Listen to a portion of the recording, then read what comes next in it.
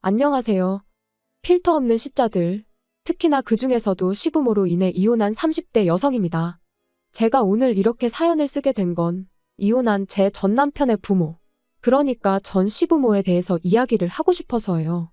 이제 그만 잊고 살지. 무슨 할 말이 남았냐 싶으시겠지만, 맞아요. 저도 제가 다 잊었다고 생각했어요. 그런데 어제 백화점에서 시부모를 우연히 마주치면서 지난 기억이 스멀스멀 되살아나대요. 그래서 정말 마지막으로 어디 대나무밭에다 시원하게 한번 털어내는 셈치고 제 이야기를 좀 해보려고 합니다. 일단 전 남편이지만 편의상 남편이라 부를게요. 남편은 저보다 7살 많은 직장 선배였습니다. 그리고 저는 솔직히 처음엔 남편을 남자로 본 적은 없었어요. 일단 뭐라고 해야 하나 부리부리한 이목구비부터 시작해서 외모가 제 스타일이 아니었거든요. 그런데 어째선지 언젠가부터 남편이 먼저 자꾸 저한테 주말에 뭐하냐, 영화 보러 가자 해가며 데이트 신청을 해오는 게 아니겠어요? 게다가 좀 조용히나 하지. 온 동네방네 소문까지 내서는. 나중엔 설레발치고 다니기 좋아하는 직원들까지 가세해선 저더러 좀 만나줘라 어째라. 이건 정말이지. 무슨 중학생들도 아니고 머리가 다 아프더라고요. 그리고 결국 분위기에 휩쓸리듯 연애를 시작한 지 1년 만에 부부의 영까지 맺게 됐네요. 여담이지만 다행히 회사가 사내 커플 사내 부부에 호의적이다 보니 가능한 일이 아니었나 싶습니다. 아무튼 그렇게 부부가 된 이후로도 남편과 제 사이만 놓고 보자면 별 문제는 없었어요.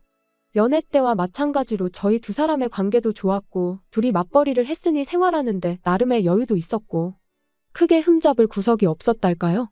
하지만 그런 저희가 이따금씩 부딪히는 경우가 있었는데 그럴 땐 100이면 100 시자들 때문이었어요. 이미 오래전에 남이 되어버린 사이니 예의를 차릴 필요는 없을 거고 그러니 솔직하게 말하겠습니다. 저는 이날이때껏 살면서 정말이지 제 시댁 식구들처럼 싼티나는 사람들을 본 적이 없는 것 같아요. 그게 뭐 옷을 야하게 입고 그래서가 아니라 신우들은 물론이고 어머님 아버님까지 아주 거침없이 아무 말이나 해댔거든요.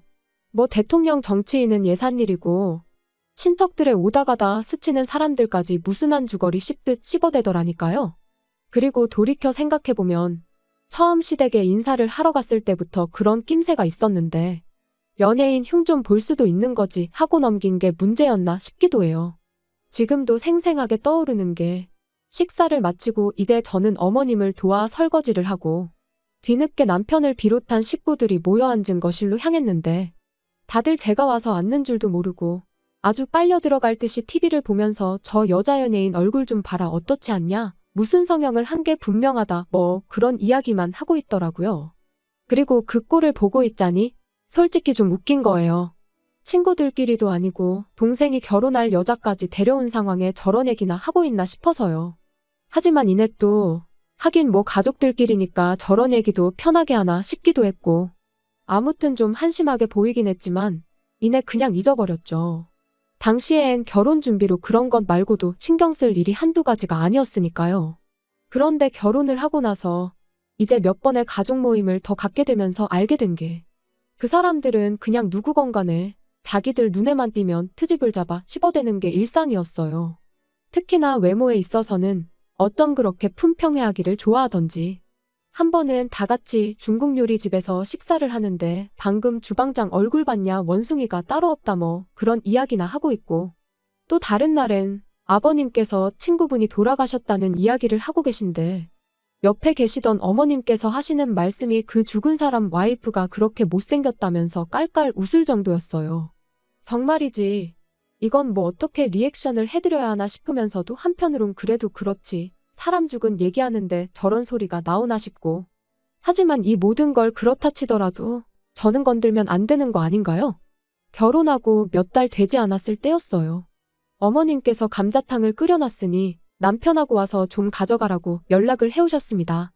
그래서 시댁에 갔는데 어머님이랑 두 신우가 잠깐 마트에 다녀온다고 저랑 남편더러 집 좀 보고 있으라대요.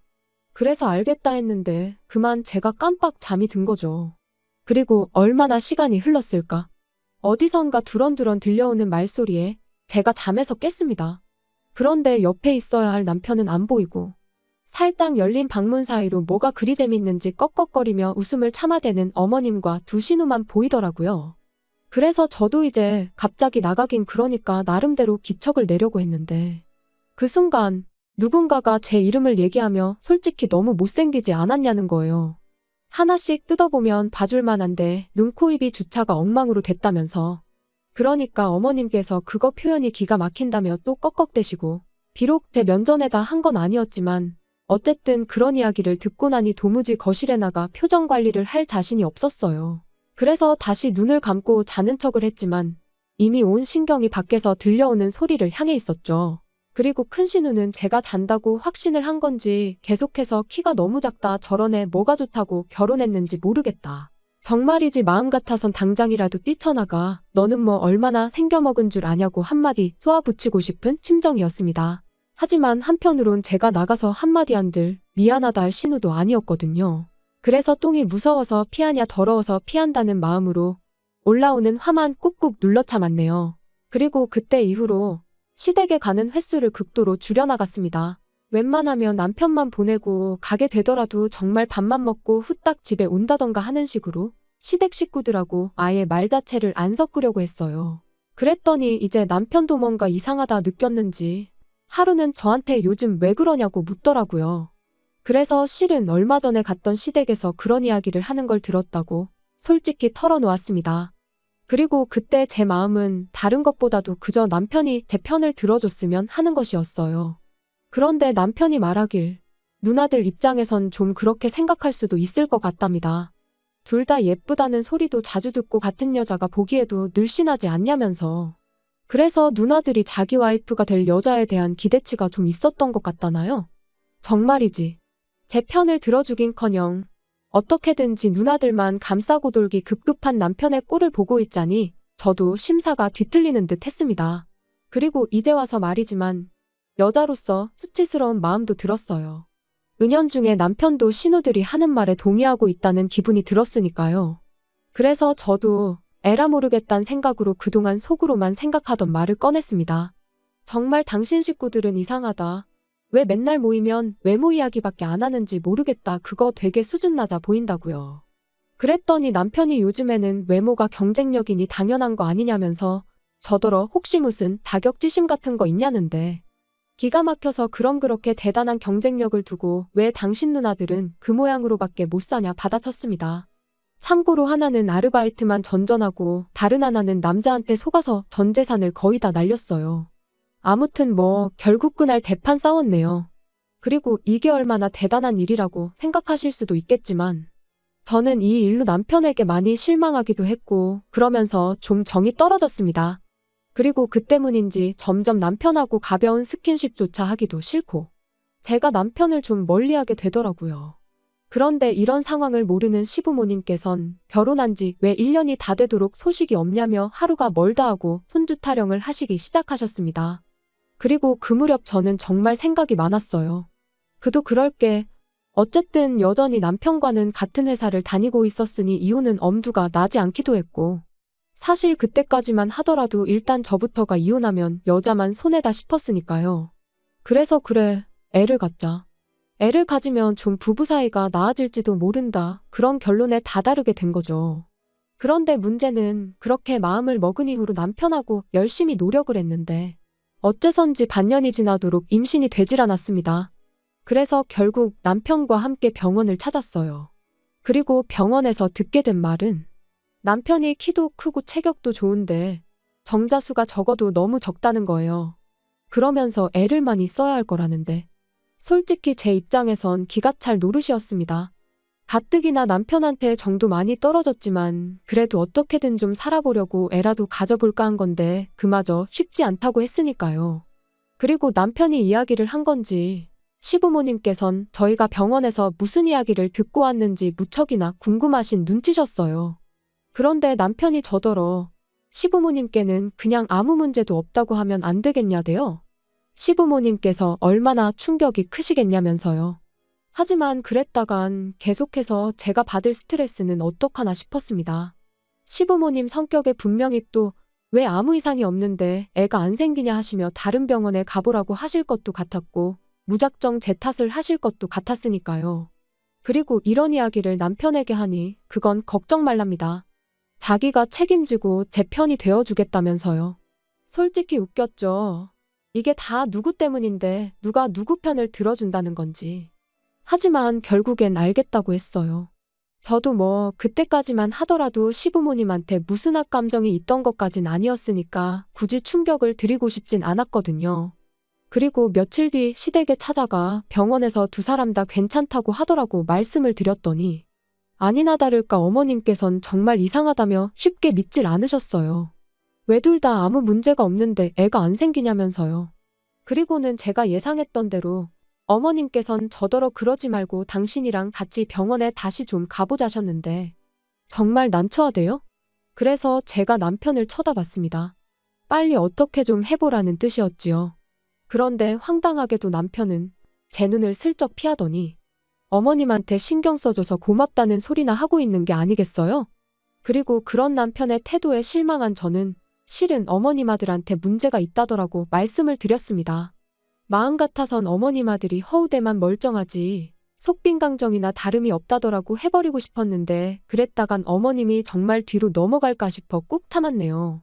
그리고 이번에도 역시나 어머님께선 그 의사가 돌팔이 아니냐면서 그럴 리가 없답니다. 못 믿겠다고요. 그러더니 저희 남편더러 뭘 하셨는 줄 아세요? 마누라가 아무리 좋아도 마누라 흠을 덮어주려고 그런 거짓말을 하면 안 된답니다.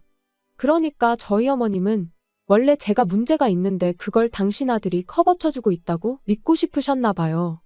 어이가 없어서 제가 어머님더러 어머님 아들은 그럴 깜냥도 못 되는 사람이라고 받아쳤어요.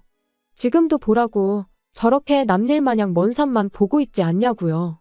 그런데 그때 신우가 한다는 말이 그럼 뭐 시험관 같은 거 하면 되는 거 아니냐대요.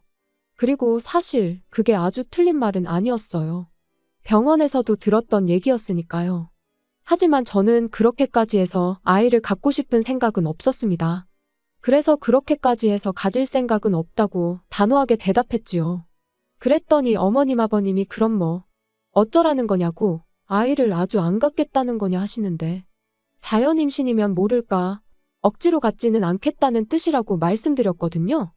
그랬더니 옆에 있던 신우들이 또다시 어이가 없네 어쩌네 해대더니 저더러 양심 좀 있으랍니다. 솔직히 제 인물에 어디 가서 자기들 동생 같은 남자를 만나서 살겠냐면서 그러면 뭐 저도 좀 양보하는 게 있어야 할 거 아니냐고요. 기가 막혔죠. 그래서 제가 또다시 남편을 쳐다보곤 뭐라고 말이라도 좀 해보라고 했습니다. 그랬더니 남편이 우물쭈물대기만 하고 선뜻 한마디를 안 하는 거예요. 아니 당장의 말이라도 지 누나들한테 저한테 그런 식으로 말하지 말라던가 그런 말 한마디는 할 줄 알았는데 말이죠. 그래서 제가 정말 아무 말도 안 할 거냐고 또 한 번 남편을 다그치니 두 신우가 남편더러 야 그냥 살지 마 그러는 겁니다. 그거 뭐 얼마나 대단한 몸뚱아리라고 시험관도 못한다고 저러는데 뭐하러 사냐면서 어차피 제가 애를 낳아봤자 저 닮으면 인물은 답도 없을 거라면서 말이에요. 그런데 그렇게 두 신우가 번갈아가며 저한테 폭언을 쏟아내는데도 남편은 그저 묵묵부답. 그리고 얼마나 시간이 흘렀을까. 시부모님은 한숨만 푹푹 내쉬고 두 신우는 씩씩거리고 있는데 남편이 한다는 말이 저더러 무조건 싫다고만 하지 말고 그래도 한번 해보는 게 어떻겠냐대요. 달라진 게 없었어요. 이번에도 역시나 남편은 제 기분은 안중에도 없고 제 편이 되어주기는커녕 결국 지 누나들 말만 중요할 뿐이었던 거죠. 그래서 다 필요 없다고 속빈강정이랑 살 생각 없다고 내질러 버렸습니다. 그랬더니 이제 그나마 가만히 계시던 아버님까지 너 지금 뭐라 했냐면서 당장 잘못했다고 빌라나요? 싫다고 했어요. 제가 없는 말을 지어낸 것도 아닌데 뭘 사과를 하느냐고요. 그리고는 딸들은 뇌가 없고 아들은 씨가 없으니 참으로 속상하시겠다 한마디 더 날리고 이후로 뒤도 안 돌아보고 도망치듯 시댁에서 빠져나와. 이후론 뭐 이혼한 거죠. 이건 여담이지만 재산이라고 해봤자 같이 모은 건 얼마 되지도 않았고 그 밖에도 크게 따질 게 없다 보니 결혼보다 더 빠르고 스무스하게 진행이 되더라고요. 아무튼 저는 회사 사람들에게 먼저 이혼을 알렸습니다. 다만 남편에게 사람들한테는 성격 차이라고 말해둘 거라고. 그런데 만약 당신이 없는 소리를 지어내가며 내 험담을 하고 다니고 그랬다간 나도 당신이 속빈강정인 걸 사람들에게 말할 거라고 했어요. 그랬더니 남편이 애꿎은 입술만 잘근잘근 씹으며 알겠다대요. 그리고 저는 이혼한 지 3년 만에 지금의 연하 남편과 재혼을 했습니다. 사실 남편과 이혼 후에도 회사에서 나올 생각은 없었는데 아무리 제가 결백하더라도 사람들 입방아에 오르내리는 건 어떻게 막을 수가 없더라고요. 게다가 오르내리기만 하는 게 아니라 이야기가 부풀려지기 일쑤였으니 정말이지 스트레스가 이만저만이 아니었죠. 그래서 아예 다른 업계로 이직을 했는데 거기서 지금의 연하 남편을 만나게 됐네요. 능력 있고 자상하고 이런 말 못하지만 전 남편하고는 비교도 안 되게 이번만큼은 제가 생각해도 저한테 과분한 사람이에요. 게다가 연하 남편과 재혼한 지 얼마 지나지 않아 바로 아이도 생겼습니다. 어제도 이제 곧 태어날 아이를 위한 용품들을 사려고 백화점에 갔던 거고요. 그런데 그렇게 전 남편은 물론이고 시부모의 신우들까지 마주칠 줄이야. 게다가 다들 하나같이 불러온 제 배를 보고는 꽤나 놀란 것 같았죠. 아마 모르긴 몰라도 뒤에서 분명 저 때문에 애가 안 생겼을 거라고 자기들끼리 정신승리나 하고 있었을 텐데 그 생각을 하니까 속이 다 후련했습니다. 그래서 의도한 바는 아니었지만 나름대로 복수를 한 듯한 게 기분이 나쁘진 않았네요. 여담이지만 시부모님은 아직도 그렇게 다 큰 자식들을 옆에 끼고 다니시는 걸 보니 여전히 자식 셋 중 누구 한 명도 제대로 된 가정을 꾸리지 못한 모양이에요. 그러니까 사람이 마음을 곱게 써야지 맨날 외모 타령만 해대고 남 험담이나 해대고 그러니 자식들이 잘 풀릴 리가 있나요? 아무튼 오늘로써 정말 끝입니다. 마지막으로 다시는 마주치는 일도 없었으면 좋겠고 겉에 신경 쓸 시간에 사람부터 되라고 말해주고 싶어요. 그리고 이건 좀 유치하게 들릴 것 같긴 한데 제가 아이 낳고 잘 산다는 소문이 언젠가 그 사람들 귀에 들어가는 일은 꼭 한번 있었으면 좋겠네요.